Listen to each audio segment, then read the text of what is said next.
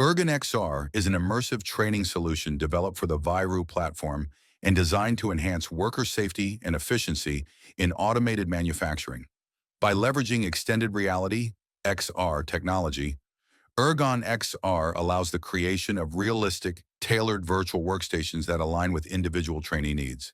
Within such a virtual environment, trainees can safely interact with industrial equipment while being monitored by a trainer, equipped with a headset and an off-the-shelf camera, who can make dynamic adjustments to optimize training outcomes and minimize ergonomic risks. The app offers near real-time feedback based on REBA, Rapid Entire Body Assessment, postural analysis tool, and Google's Media Pipe Pose landmarker.